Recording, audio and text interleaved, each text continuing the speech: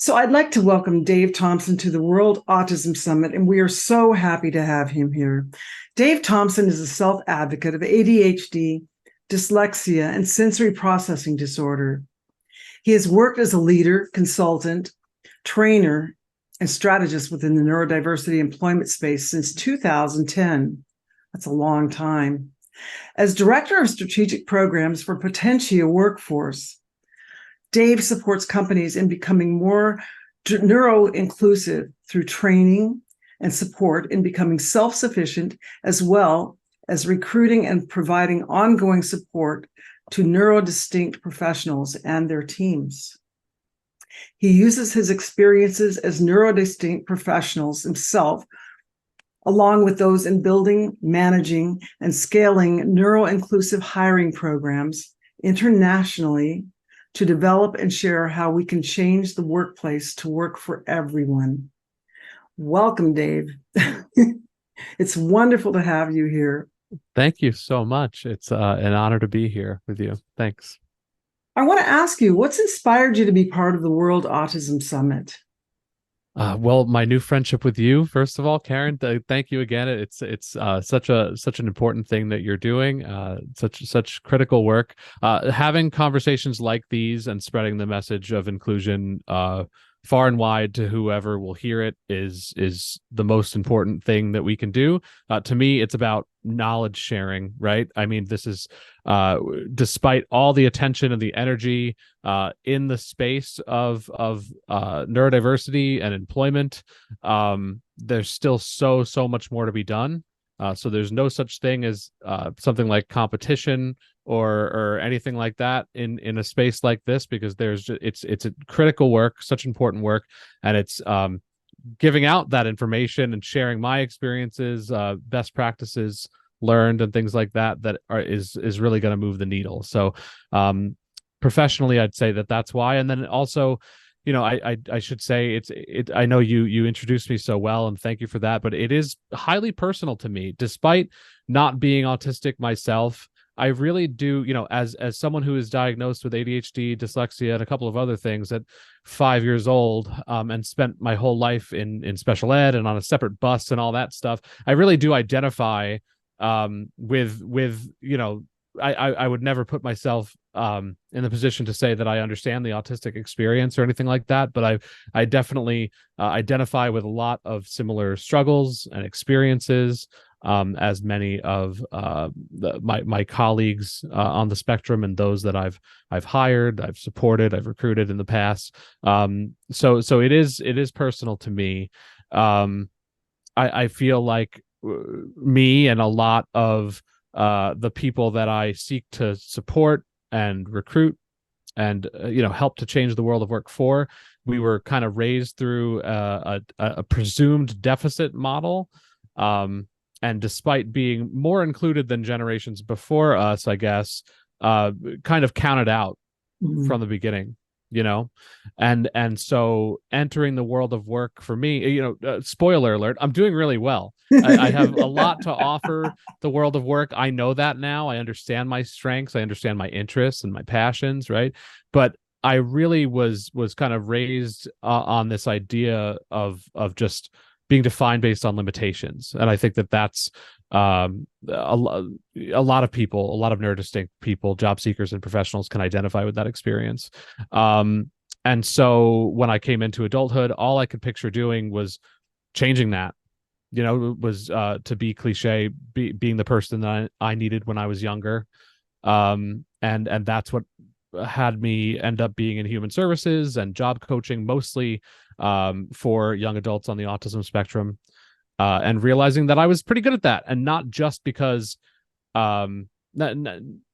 because of the way I thought, not in spite of the way I thought, right? Because a lot of my needs are similar, and because as a dyslexic thinker and an ADHDer, I can see things kind of backwards, upside down, inside out. And so we're kind of innovators by design. A lot of us neurodivergents, right? Lots of And perspective. so Yeah. And so realized I was not only passionate about it but good at it, and so that's what brought me on my path. But yeah, the only way we're going to change it is by sharing information and spreading the message that it's not a favor, and it's in everyone's interest to make sure that we're all included and able to contribute meaningfully to the world of work. And so I appreciate the platform to be able to share that. Well, as you know, it's a global conference. And so how do you plan to make the biggest impact? What do you want to do to make the biggest impact in the world? Well, I will say I should explain a little bit about today and about the company I have the privilege of working for, Potential Workforce.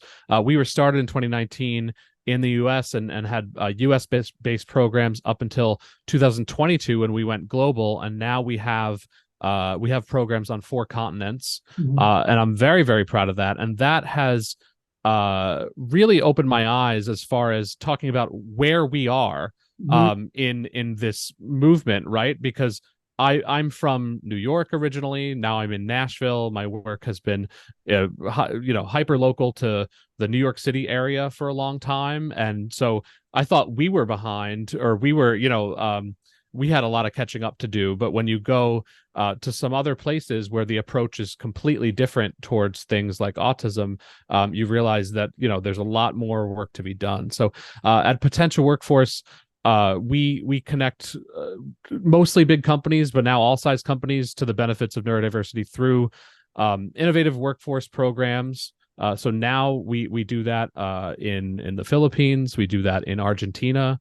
We have a program in India coming up. So we are global, which is really, really exciting. And we do it in a number of ways. So our STARS program started in 2019, and it's kind of our cornerstone program. And in short, that's our recruiting program, but we do much more than recruit, and we want to make sure that the organizations that we're partnering with are truly walking the walk and not kind of phoning it in, right? So mostly big companies, employers of 50,000 employees or more or so, but all size companies. We support them through a 3-step process, starting with training frontline managers and stakeholders within the company on how to do this, how to really do this, not just get people in seats, but to have inclusive leaders and better communication and optimizing their job descriptions, recruiting, interviewing, hiring processes, all the way through feedback and career pathing and all those things. So we train, then we do recruit neurodistinct job seekers into those roles through like an augmented strengths-based approach to sourcing candidates and interviewing and all that, which really is best for everyone, and that's what we encourage. And then we provide ongoing support, so not just to that new hire within that company, but to their circle of support, because we want this to be an ongoing self-sustaining thing within the company. So we provide support for several months after the fact to the managers, the mentors, the buddies, the new hires, with our team of talent coaches to make sure that everything sticks. So that is STARS. It is really, really neat. I do want to say it's very IT centric, but we are not exclusive to IT, and it is I never want people to think that we should be pigeonholing people on the spectrum or neurodistinct job seekers to IT, because there are such exciting programs, and if that's what you're into, that's great. But as a neurodistinct professional myself, I have no business there. I have no business doing anything computer related at all. I'm more of a talker, as you can tell, and a creative. But there are a lot of IT roles, but all sorts of things. Sales, insurance. We're in many fields and many recruiting for many positions. But IT is a powerful tool for creativity and connectivity. Oh, of course. Right. And I've learned a lot about it. And when I hear some job seekers or neurodistinct professionals explain what being able to code or something does for them, it's so interesting to me, because it's like, oh, well, that's what graphic design, or that's what creating music or something does for me. The way that they explain that it's almost like meditative or therapeutic or Mhm. healing to them, or very, very empowering. We all need these outlets, and we should all be doing what we're good at. The other thing I want to say is that so while our STARS program is kind of our main Mhm. offering, Potential Workforce also wants to answer that question. Well, what about all the other people that work at these companies, which is a big kind of glaring issue, right? That about 10, 12 years ago, some of the world's biggest, mostly tech companies started coming out with these autism at work programs, and now they're called neurodiversity at work programs, which are great. And that means that they're proactively hiring people on the autism spectrum, neurodistinct talent, etc. But they already have lots of neurodistinct people that work at companies. Right. I Mhm. gave a TED talk in 2019 about embracing neurodiversity, and never managed to mention in my 14-minute pre-scripted talk that I was neurodistinct myself. And that's how stigmatizing the workplace can be for people who think differently, right? So uh, Mhm. tons of people are working at these companies that don't disclose and shouldn't have to, right? So we want the world of work to be equitable and inclusive of everyone, even if they're not diagnosed yet, even if and honestly, these practices are they benefit everyone. So we have a newer program called Empower that kind of looks at the whole organization, and supports them through surveying and more process consulting and trainings, workshops, things like that, to kind of see where they're at, um, as far as their neuro inclusivity and neurodiversity knowledge, and then kind of creates a customized path to support them, through things like employee resource groups and overhauling their hiring processes and things like that. That does two things. It helps organizations of all sizes, because not everyone is ready to have kind of a big cohort based hiring initiative, Right. and also, it you don't have to be hiring at all, right? I mean, based on the way the economy turns around so quickly and things like that, we want to make sure that whole companies are just becoming better places to work for That's everybody. And great. so that's Empower. That is really good. I love the branding, and I love the way that you got like stars. I mean, look, what do we have back there? We're all about stars. We're all about empowering people. We're all about gifts and talents. I love what you stand for and the alignment and everything. It's great. How do we set up systems of success for partnering relationships and building? I mean, you're talking about that too, but we need to grow that. We need to get more people to, collaborate and partner and build relationships around the world. I think that's really important. Yeah.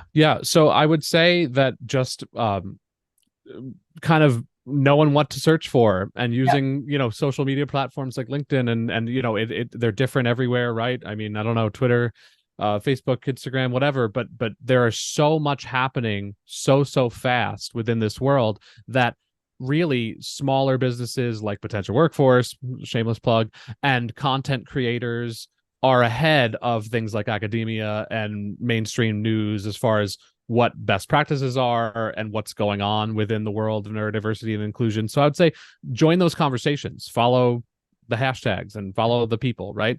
Also, there are some great things going on with the Neurodiversity at Work Roundtable, of which I'm a big part. So Disability In, which is a great international nonprofit that's US based, they kind of house this Neurodiversity at Work Roundtable, which is led by Microsoft and has members like EY and SAP and Dell and IBM, and a lot of the titans of this, of all different kinds of industries, but of this neurodiversity employment movement.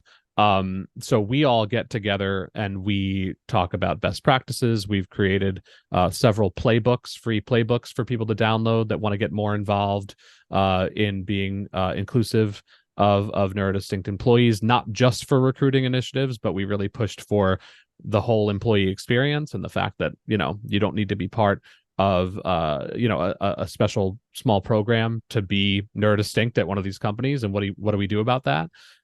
So I would definitely suggest following along and getting involved with that. That's great. That is great. I love the way you say that, it's way behind way ahead of the mainstream news. That's great. Mm-hmm.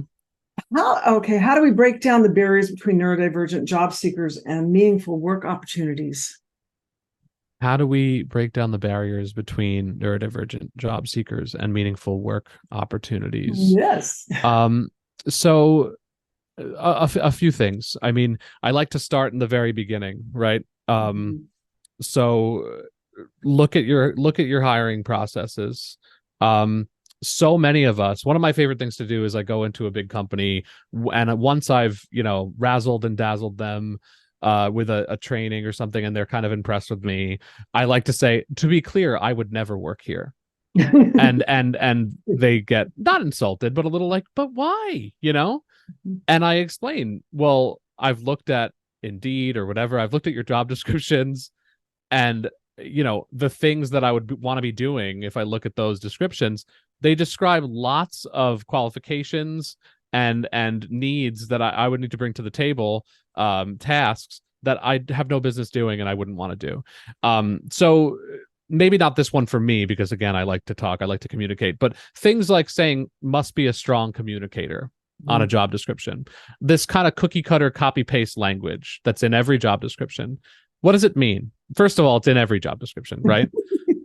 Second, someone goes into a highly specialized IT position, maybe for a reason, and maybe they're not thinking about must be a strong communicator, right? And so when you see something like that, does it mean that you're giving tours of the office? Does it mean that you're going to have a podcast or a TED Talk or something like that? Again, something that I would be comfortable with, but it's a really good example of something where someone might be able to do something like data engineering or something 5 times as efficient or fast, or, augment the whole process for your company and improve it, but they don't identify as a strong communicator. They're not going to apply. No. Right. So say what you mean and mean what you say right from the beginning. And that's the first step, is the job descriptions, right? But do that everywhere, right? Be clear about your communication, give extra information, extra context as to your communication. But if something doesn't need to be there, take it away. I think that's a really, really important step in the process, and eliminate, at least that one eliminates. I wouldn't even have applied to these companies that are asking me now what to do. And so that's kind of a good point, right? I mean, they want me around, but they would never have me until they change their job description. So there you go. How's that? That's really good. That's the kind of thing that we do with every single part of the employee experience and the manager employee relationship, but it's always just a good example to start from the very beginning. Yeah, my son talks about his resume feeling like it goes right into the garbage can, never gets seen.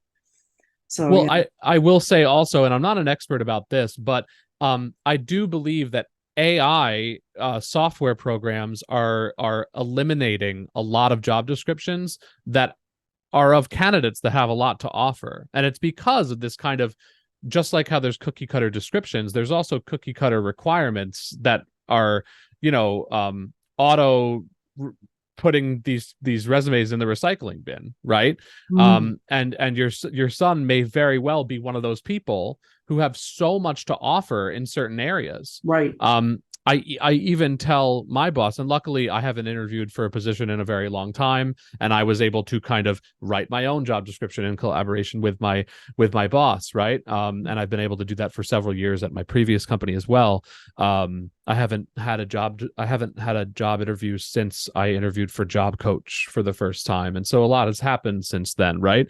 But if I was to read the position the way that they would probably have written it when they weren't considering me and my brain, I probably wouldn't have applied, because maybe they would have thrown something in there like payroll or spreadsheets or some sort of data related thing that I just don't touch. So not only am I not going to apply, but even if I did apply and I don't have any of that on my resume, I mean, I didn't barely even took math in high school. Dropped out of college 3 times, so my resume, my CV wouldn't necessarily reflect what I really have to offer. And so not just with AI, but with just the kind of bureaucratic red tape that goes through these big funnels of finding Right. candidates, we need to put the humanity back in it, Right, right. I mean, he has so much to offer, but I think he's just not seen, heard, appreciated, valued, or anything. I just think he's just not seen. Anyway, okay. Explain in your own words what neurodiversity is and how this approach has changed how we approach differences like autism within the work world. Okay. I love that question. One of my favorite things to do is kind of the 101 thing. So explain what neurodiversity is and how it changes our approach to things like autism in the workplace. Is that basically the question? Okay. So neurodiversity, we don't need to get into the founding of the word, I guess, but basically what it means is it's a new lens to look at things like autism, ADHD, et cetera. So how I said things were looked at through like a deficit lens or like a limitations lens for me as a kid. Generally, things like autism have been looked at through a medical lens and a disability lens, and in some cultures and countries, even a mental illness lens and things like that, right? And still on. I've seen that this year. Mm-hmm. And so neurodiversity is kind of a strengths-based approach to the naturally occurring variations in the human brain, right? So what does that mean? That means that these spiky profiles, these interesting tidbits about all of our brains, they happen no matter what. And not only do they happen, but just like how biodiversity is a positive thing in nature, like the more, think about the Galapagos Island, right? And like the more species, the better in somewhere like the rainforest or something like that. Just like that, the more brains, the better, right? So one of your speakers, Dr. Temple Grandin, says the world needs all kinds of minds. That's neurodiversity, right? The world literally benefits from me and my operating system, the way I'm wired, being different from yours, right?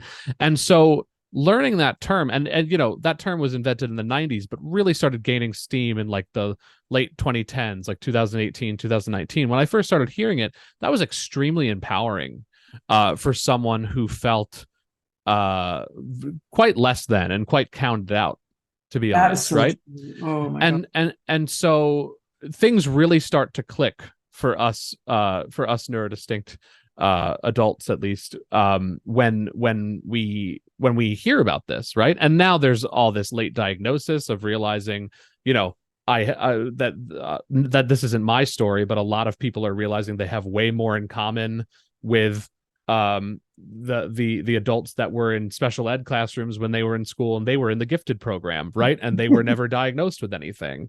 And so it's kind of this whole really positive movement, and it's not to be toxically positive and say that it's all good and it's all easy and it doesn't come without its challenges or its barriers, right? I mean, I have a 6-year-old that's doing better at tying her shoes than I was doing when I was 15. And that's the truth. I mean, I failed my road test 4 times. I dropped out of college 3 times, and certain things in my life will not get any easier. Is that all dandy?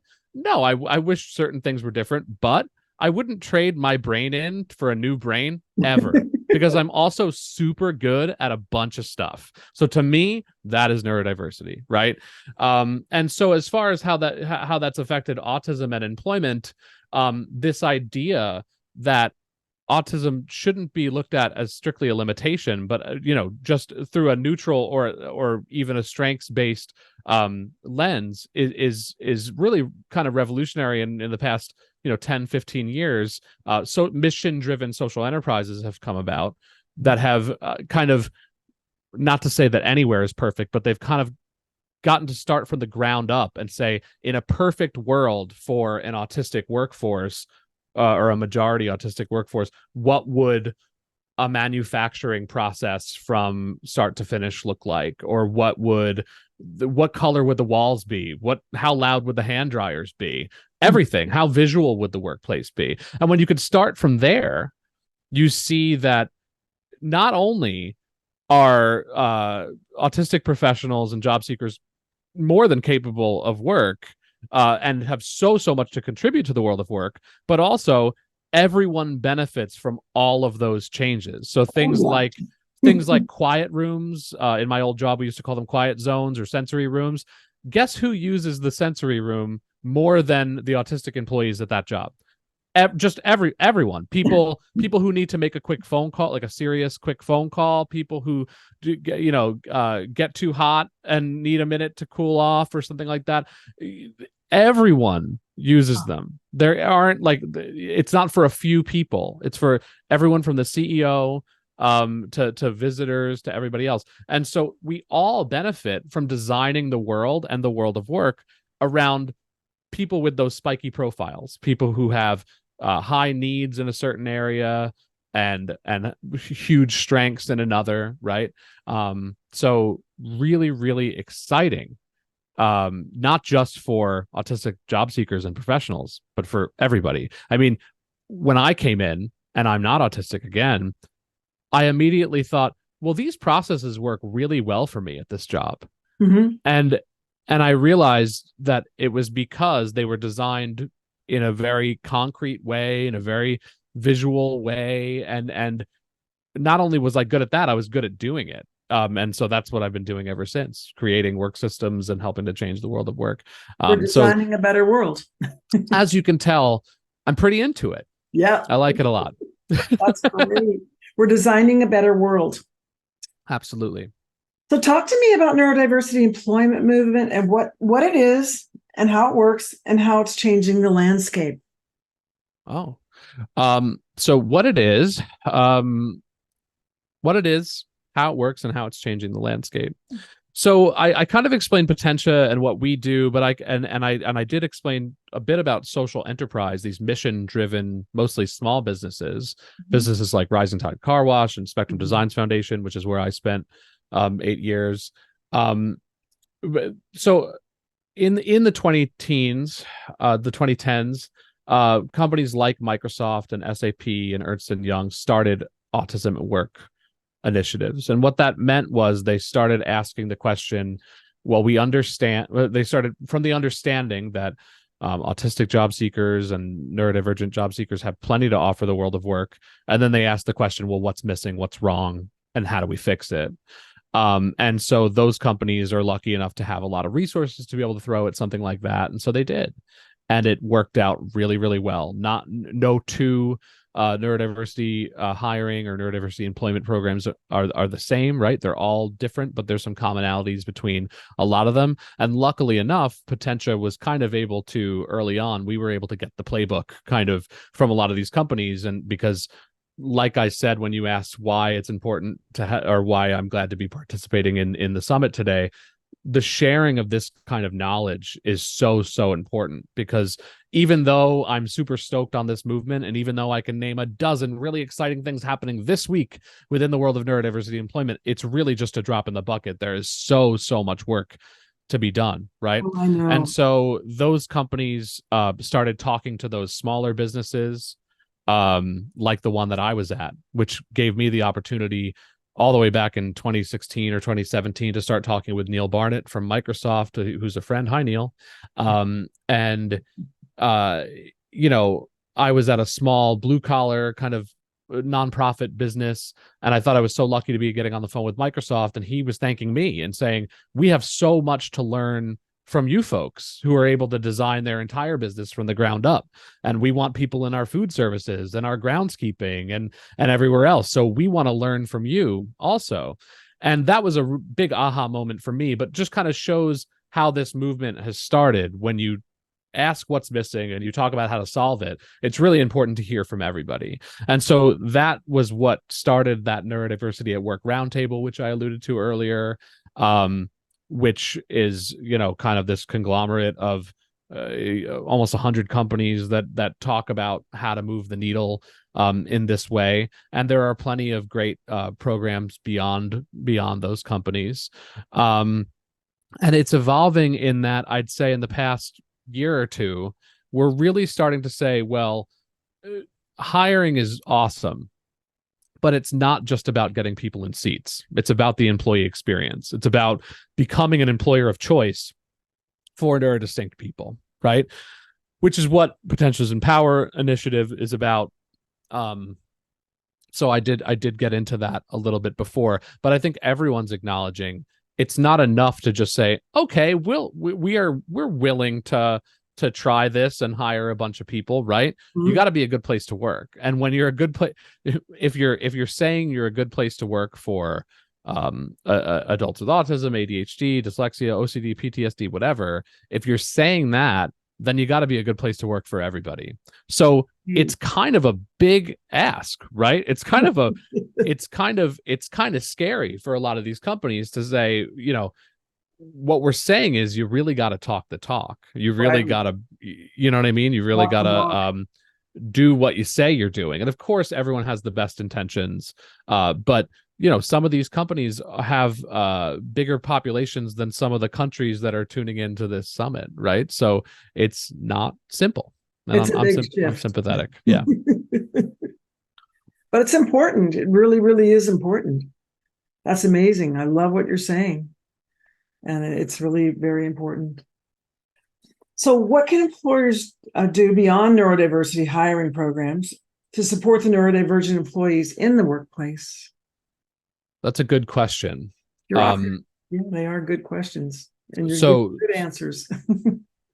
Thank you. So I would say for those employees that already work at these companies, right, at any company, but to be honest, I've even been contacted by employees that work at companies that get a lot of credit for neurodiversity employment initiatives, but these employees are not part of that program and may not have ever even heard of that program, and they're struggling at work, right? So what do we do about that? What do we do for people like me before 2019, before I started talking about my own operating system at work, right?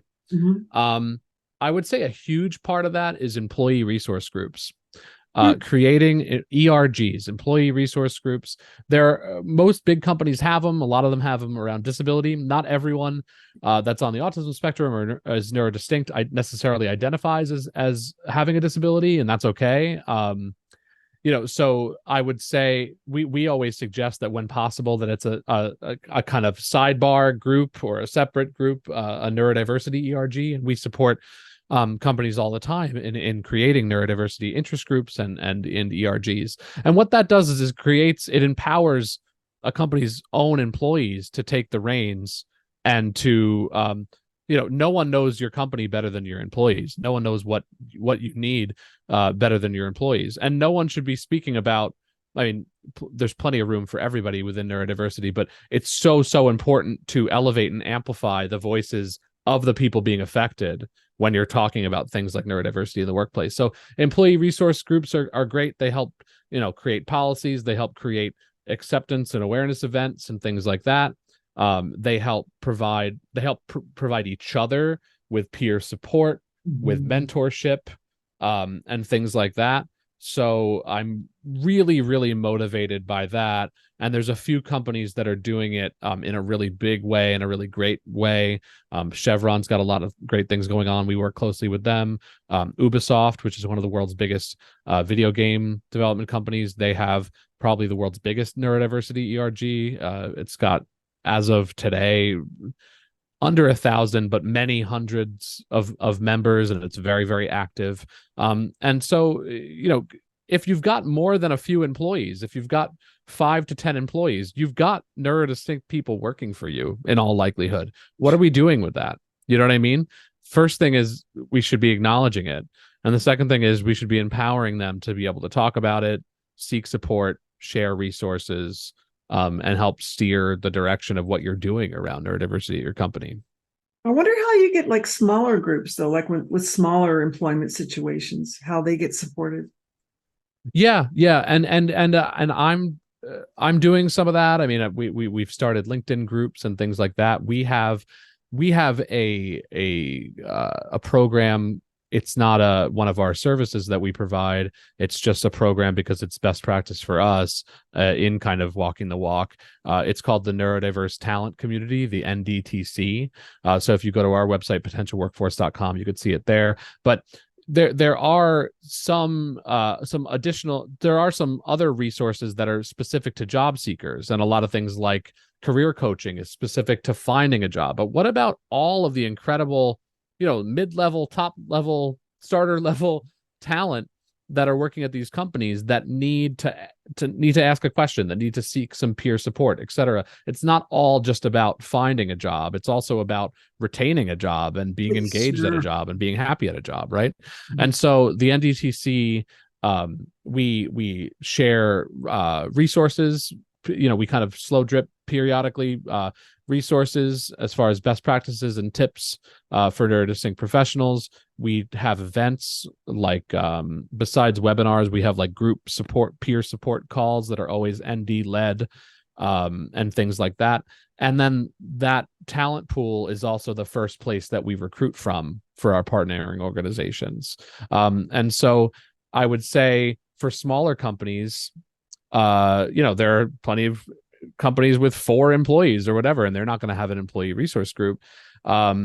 There are lots of resources, which is another reason why earlier I kind of plugging into this movement and seeing what's out there, because there's lots happening, lots of free stuff, lots of free advice that people want to give you and support and things like that. And so that's definitely one place to start.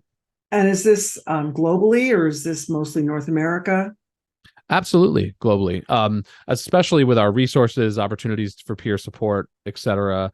That's global. And to be honest, when we're recruiting globally, you'll hear about it. When we're recruiting in a certain country, in a certain city, a lot of our jobs are fully remote, luckily, which gives us a lot of space to find the right people and find the people that need opportunity the most, which is really, really cool. But yeah, the NDTC is absolutely a global thing. That's so cool. Yeah. Okay. And then what are some examples of how employers can help encourage autonomy and engagement amongst neurodivergent employees? Autonomy and engagement.